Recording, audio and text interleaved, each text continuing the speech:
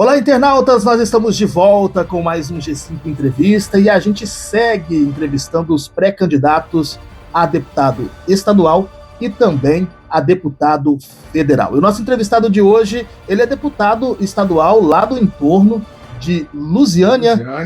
Ricardo Quirino, que agora quer enfrentar um novo desafio, rapaz. Deputado federal, é isso mesmo? Olá, Rafael, e que grande desafio. Desafio de disputar uma cadeira na Câmara Federal, juntamente com tantos bons candidatos que temos aqui no estado de Goiás nestas eleições. E lá no entorno tem vários candidatos que estão nessa disputa, inclusive vários ex-prefeitos, né? Não é uma dificuldade muito maior agora para poder tentar chegar à Câmara?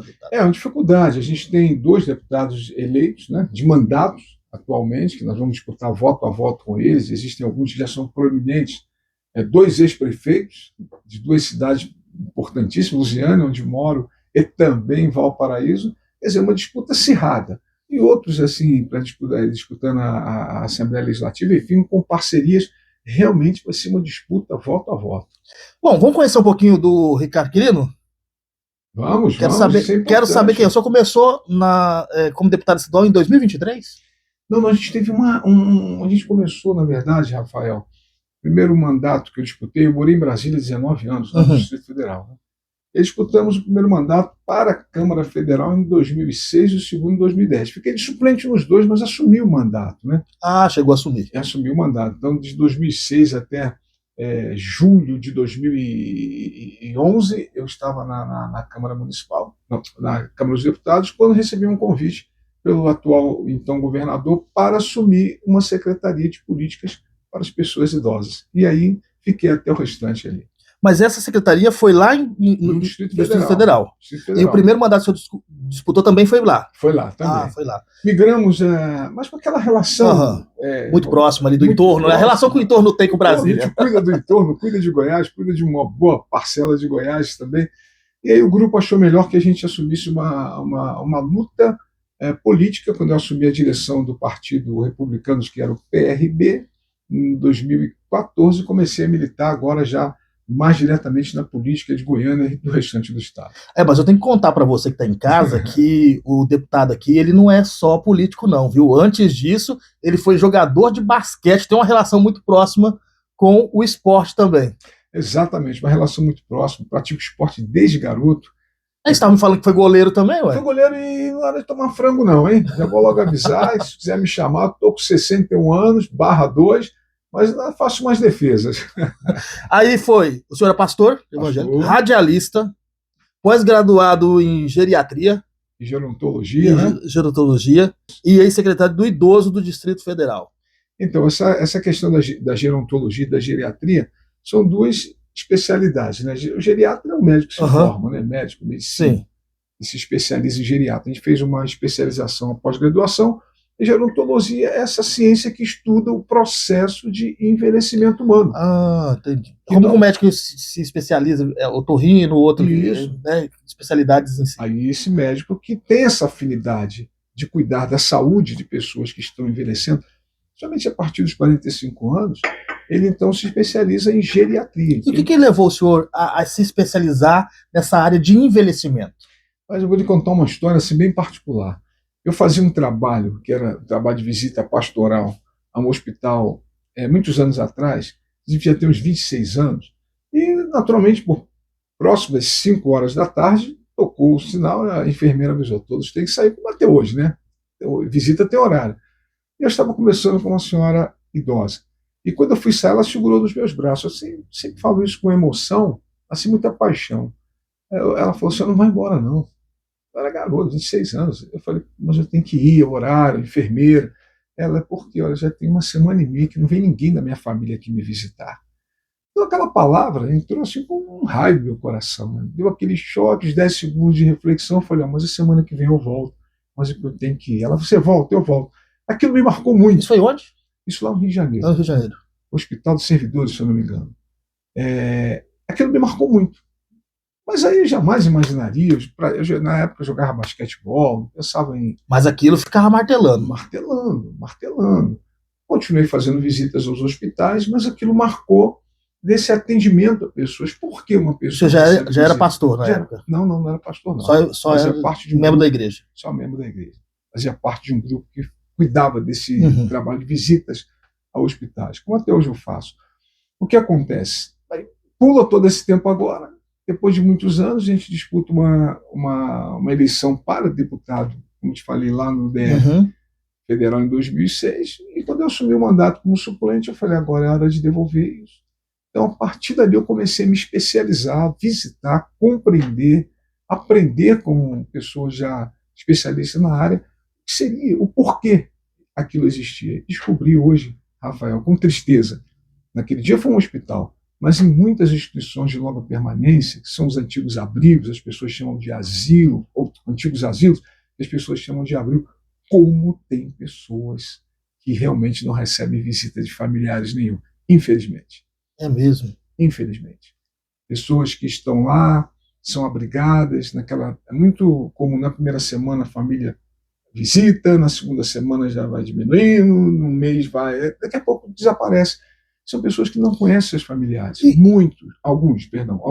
E qual que é o sentimento que o senhor vê nessas pessoas, quando o senhor chega nessas pessoas que praticamente são abandonadas pelas famílias depois da idade avançada? Alguns que estão com a mente boa, assim como a gente costuma dizer, com a parte cognitiva intacta, muita tristeza, muita decepção, porque perguntam pelos filhos, alguns já conseguem ter uma reação negativa de não querer mais ver. Minha família diz aqui, minha família é enfermeira, é assistente social, o médico cuida de mim, eles são minha família.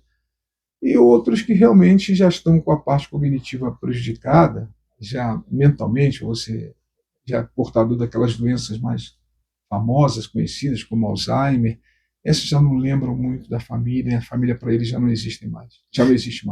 E eu vejo aqui que desde esse período aí que o senhor se sensibilizou com essa senhora, o seu mandato vem sendo dedicado à pessoa idosa. Inclusive, o senhor é presidente da Comissão de Atenção à Pessoa Idosa. O que foi feito lá já nesse período que o senhor está na Alego em benefício dessas pessoas? Olha que bacana, né? Só nesses 3 anos e meio de mandato nós realizamos, eu trabalho muito conscientização. Conscientizar.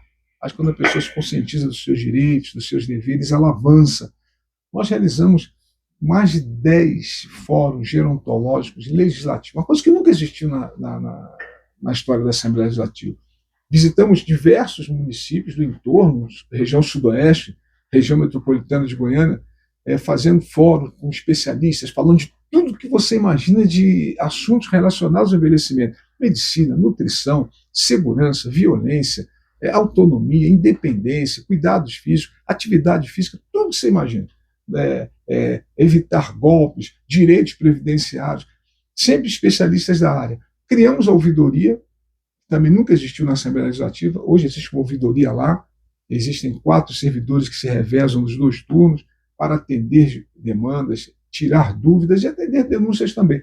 E o mais importante, Rafael, agora incluindo os meus companheiros, nós conseguimos aprovar mais de 10 leis através do trabalho da comissão, porque todas as leis, todas as proposições, todas as ideias passam pelo meu crivo.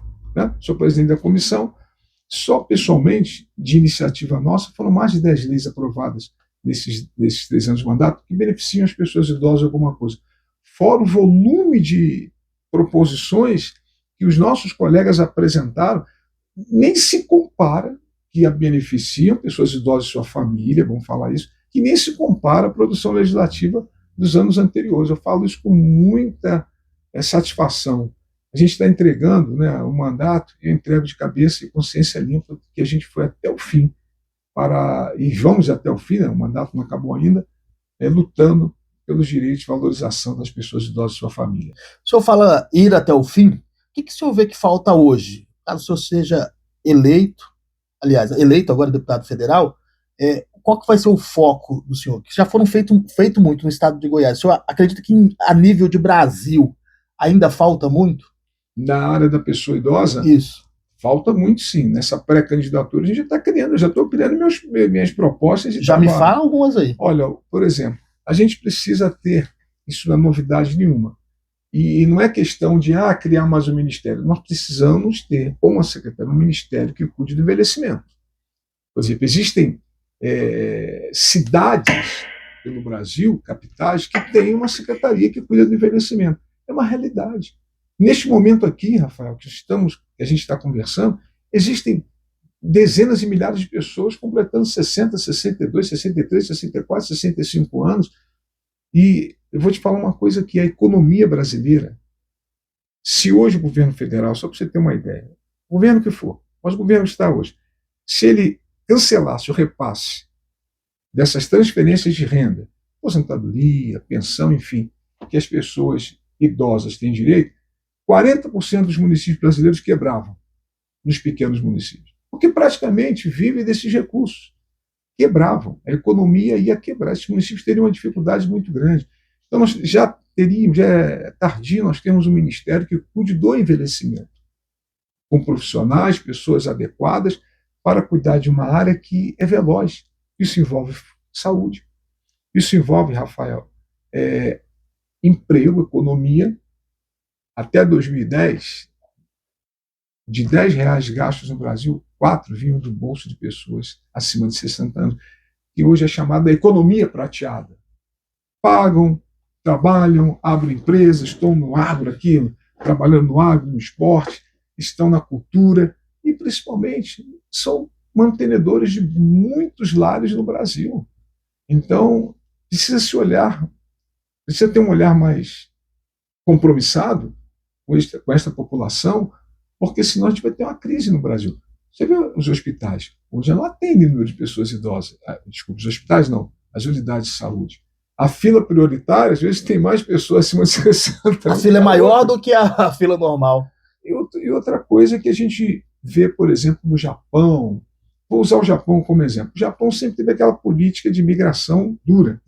Resultado, a população envelhece muito, eles vivem muito, e não há reposição. E vai acontecer. Você vê, passa por aí, você vê. Precisa-se disso, precisa de marceneiro, precisa de motorista. Em todo o Brasil, vamos falar da nossa cidade, nossa capital, Goiânia, você vê faixas. Mas a juventude não está voltada para essas áreas. A juventude, hoje o mundo mudou, a forma de comunicação mudou. Nós temos a internet, nós temos as redes sociais. Falta profissionais do mercado, porque aqueles especialistas estão entrando na área de aposentadoria. Como repor isso? O Brasil está envelhecendo, né?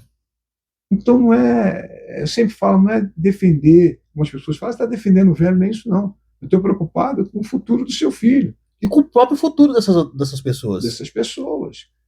A gente vai no Lago das Rosas, num domingo, no sábado, ali aquele movimento.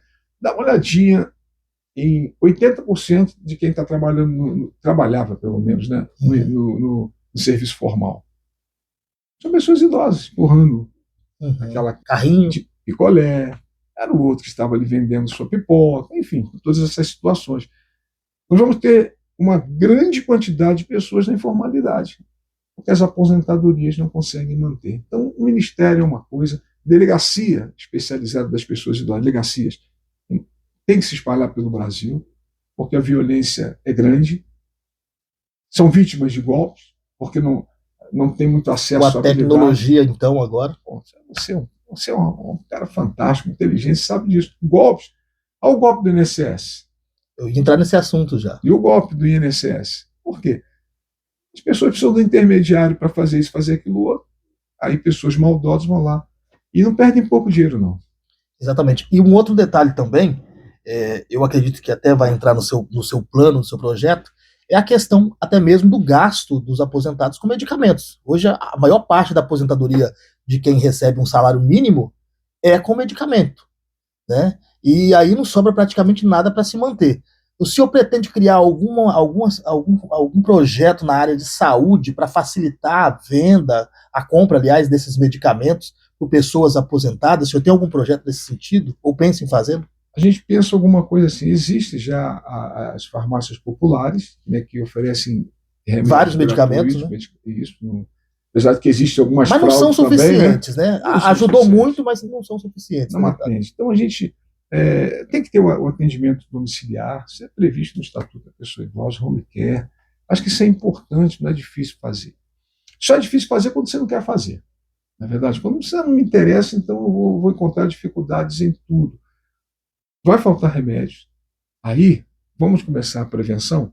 Vamos incentivar as pessoas acima de 60 anos, especialmente aquelas, a fazer suas atividades físicas, praticar atividade física com orientação médica. Cada pessoa acima de 60 anos, cada adolescente, nós, adultos, O senhor falou algo muito importante, a prevenção. prevenção. Porque isso previne tanto a pessoa a ter uma velhice saudável, quanto também o Estado a economizar, né? Claro. O próprio Estado. A gente vai falar uma frase, um jargão. Cada pessoa começando a cuidar da sua saúde, praticar atividade física, é menos um na fila do SUS, é menos remédio receitado. Não é verdade? Então isso melhora, enfrenta problemas de depressão, de pressão alta, né? Enfrenta problemas cardíacos. Cardíaco nem se fala. Movimentos. O senhor falou um assunto interessante, eu vou puxar até esse gancho, não estava aqui na minha pauta de conversa, não, mas o senhor falou um assunto interessante que me veio à memória. Como que está a questão emocional desses idosos? O senhor que acompanha de perto? Porque hoje as doenças mentais, elas são básicas, ela atinge praticamente quase toda a população. Como que está isso no ciclo dos idosos? Diminuiu muito. Com o avanço das tecnologias, o avanço da tecnologia, as informações que hoje chegam muito fácil em nossas mãos, e também com esse advento da valorização das atividades físicas. Sempre existiu, mas hoje é importante que ela pratique atividade física. Aquele que tem condição, vá para uma academia, mas tudo depois de consultar o médico. Por quê? Porque isso reduz em tudo riscos. Existem doenças que são evitáveis. Se eu ficar sentado aqui 24 horas por dia, eu posso ser magro, daqui a pouco meu coração não aguenta, estou respirando mal, minha articulação óssea, todo esse sistema ósseo não está aguentando. Então, essa iniciativa de fazer com que a pessoa saia de casa, participe do meio social. Então, isso, respondendo a tua pergunta, diminui incidências de pessoas terem problemas emocionais. Vai pro baile da terceira idade, chacoalhar o esqueleto, também é bom, né, deputado? É bom, a pessoa tem que se mover. Vai se divertir, vai fazer um aeróbico. Vai caminhar. Pode arrumar um namorado que tá solteiro. Mas tem que arrumar, porque, né, na verdade, o amor não tem idade. Exatamente. Vai fazer um curso superior que nunca conseguiu fazer. Eu tinha o sonho de me tornar advogado, eu tinha o sonho de fazer jornalismo. Manter a mente ativa, né? Manter a mente ativa. Ela tem que aproveitar esses grupos sociais que tem nos centros de convivência, na vizinhança, nas igrejas,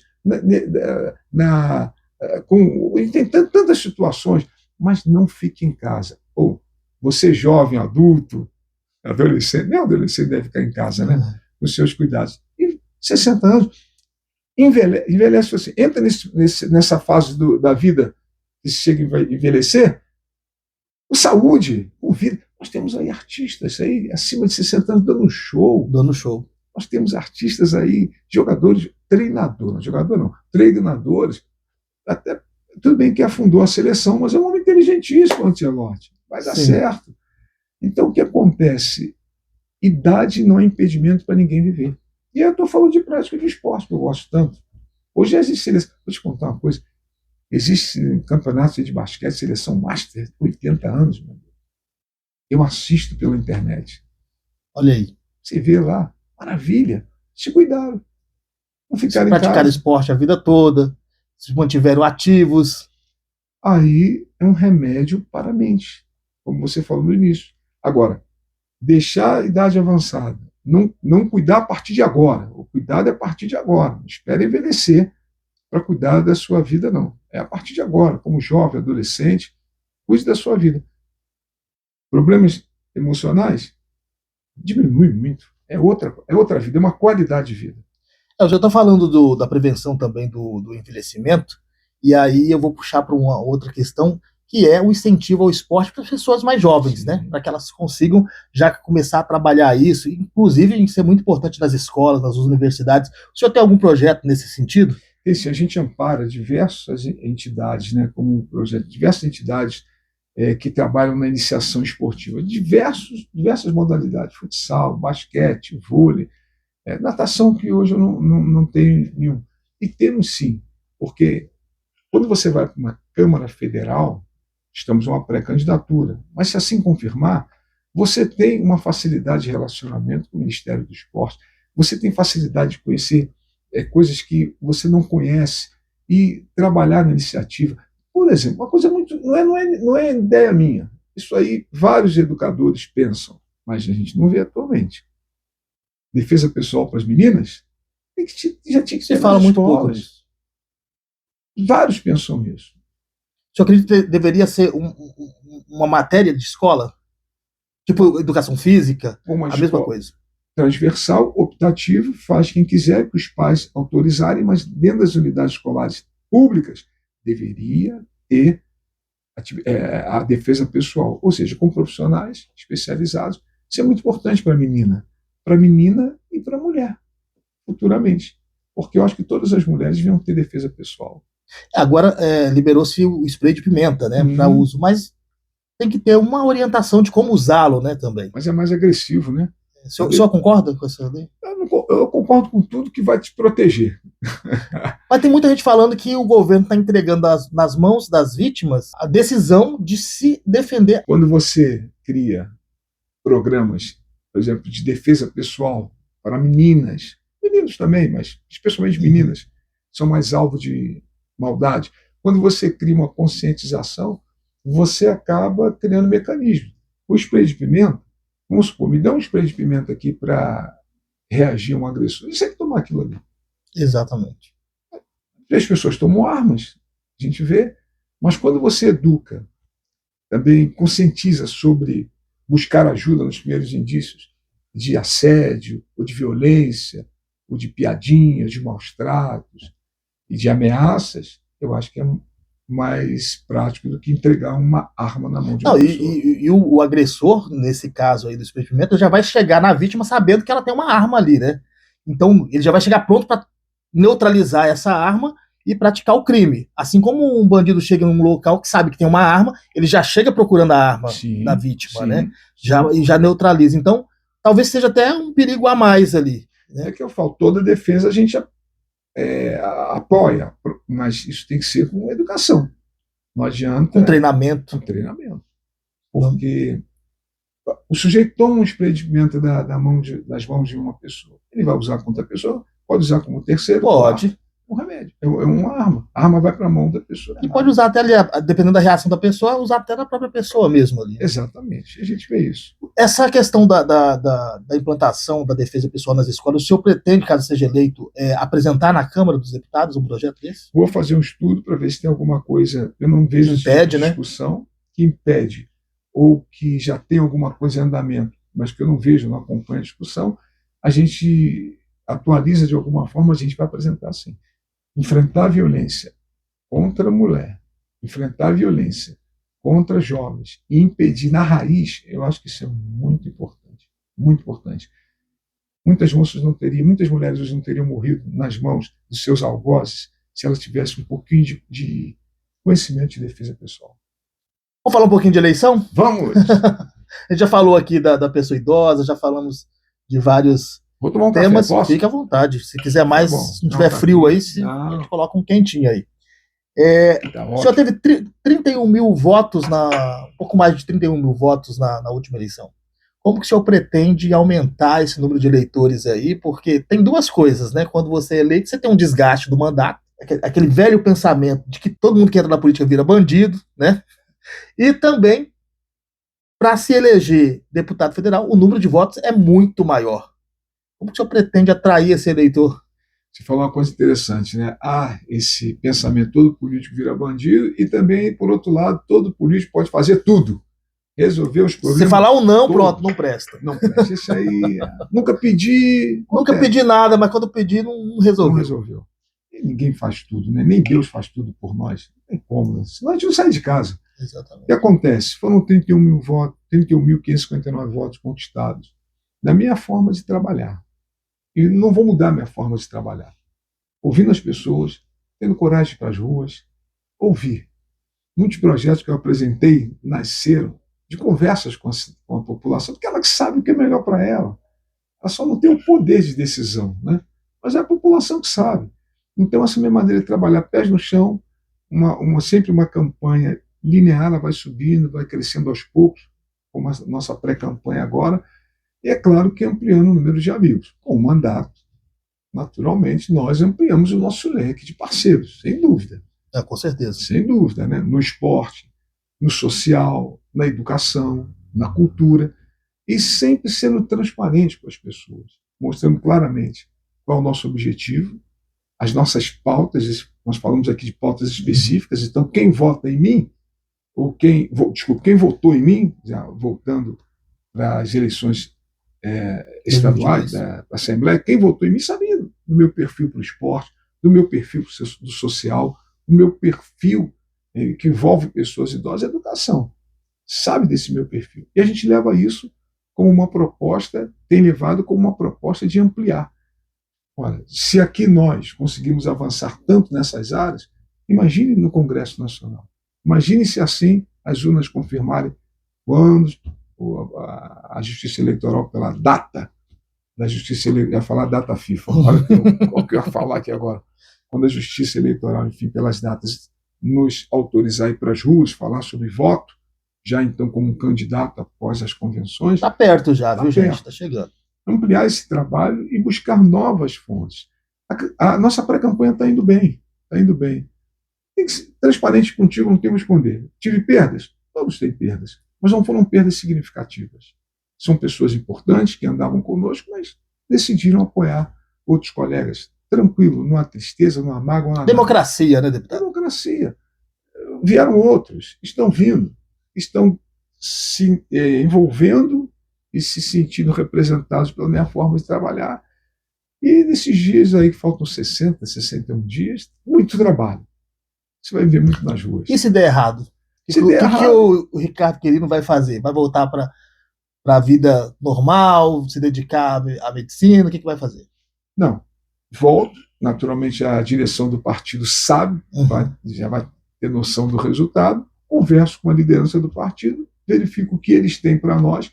Se esse tempo que a gente está na área pública pode servir de alguma forma para eles, não vou pedir nada, não peço, não é meu perfil. Se eles acharem que eu devo ajudar, como da última eleição de 2010 a 2014, quando eu estava ainda no cargo público, terminou, eles acharam que eu poderia continuar ajudando na estrutura partidária. E se eles falarem que não, a gente volta para a nossa vida, volto para o altar, volto a pastorear e nunca abandonei, mas estou disposto a tudo.